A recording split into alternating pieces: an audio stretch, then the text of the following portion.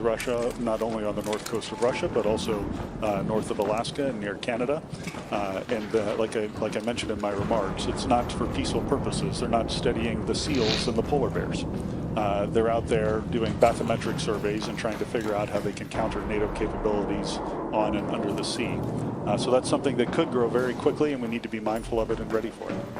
This might be a tricky question, but I think you understand that there is an uncertainty if the U.S. national strategy, along with the recent statements from President Trump, has changed anything when it comes to NATO priorities. Well, I won't comment on the political dimensions of recent rhetoric. It's not my place to do that as a military officer.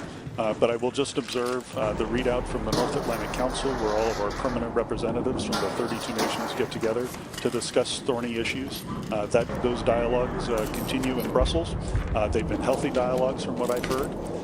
And I think that's the most important thing. Members of the alliance who've worked together for so many years are talking together and working through these thorny issues.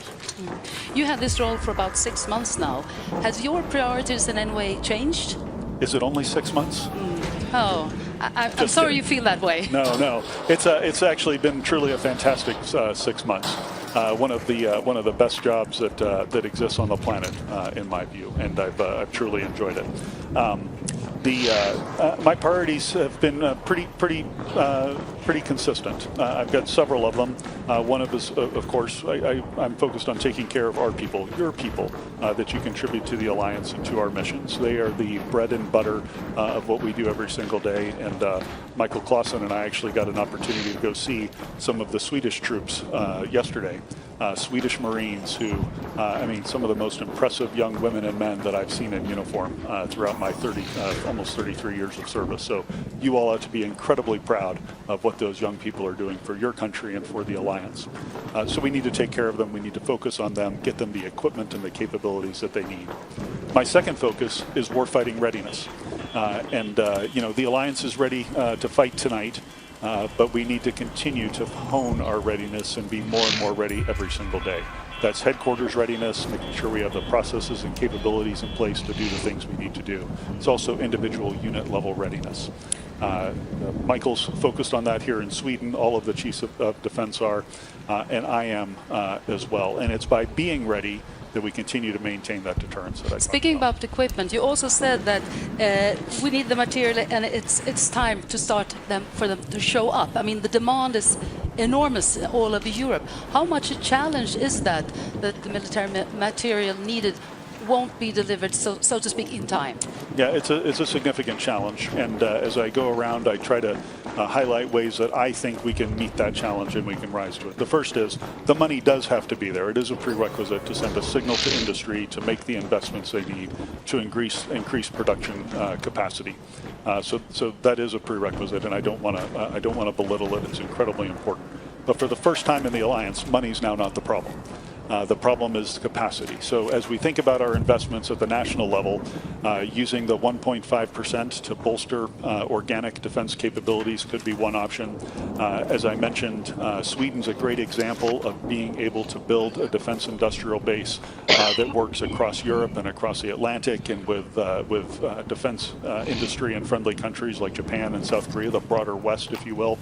And that kind of resiliency in our supply chains and our resiliency as we work together, I think, benefits all of us. One last question on this subject. The war in Ukraine has clearly shown the necessity of flexibility when it comes to military capabilities. On the same time, your own capability targets works with, I think, 4-year cycles and then maybe decades to implement them. How big a challenge is that today?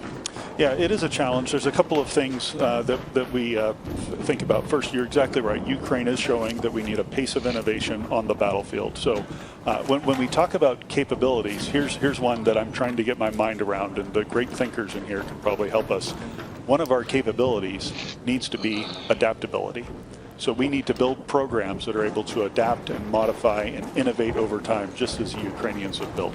So think about how to build that in to what we're doing. With regard to the NATO capability targets, this is the shopping list that the Supreme Allied Commander for Transformation and in my position work together to give nations so that we have a coherent set of capabilities across the 32 countries.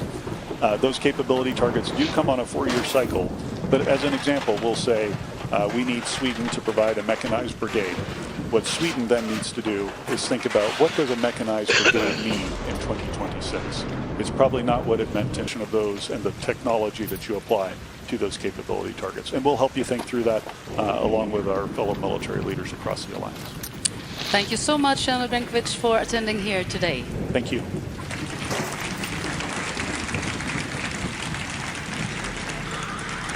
Och med det tar vi en...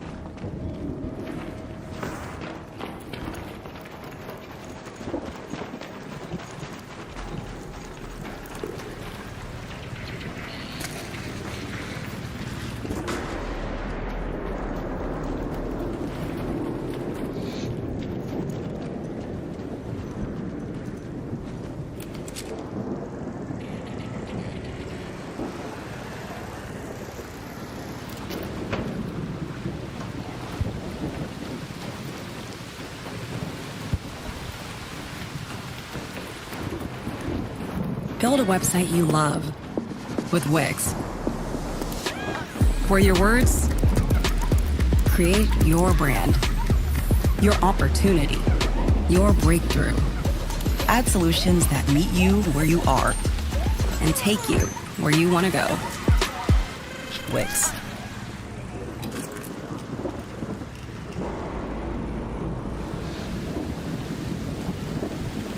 Whoa, man, amazing car. When did you become a millionaire? What is this for? We're trying to get advice for the younger generation. I made my first million last year, actually. What line of work are you in? I'm in sales. Okay, what's the best advice you can give someone that's in sales? You're only as good as your sales reps and your CRM. What CRM do you use? We used to use one of the old legacy CRMs, but it just didn't give us the speed and agility that we needed. But then we switched to Monday CRM and sales started flying. Why is the CRM so important? Well, no specific CRM can make you a millionaire, but if you want to move fast in today's world, you need a CRM that doesn't hold you back. Monday CRM propels you forward. Instead of spending time messing around with old systems, you can invest in relationships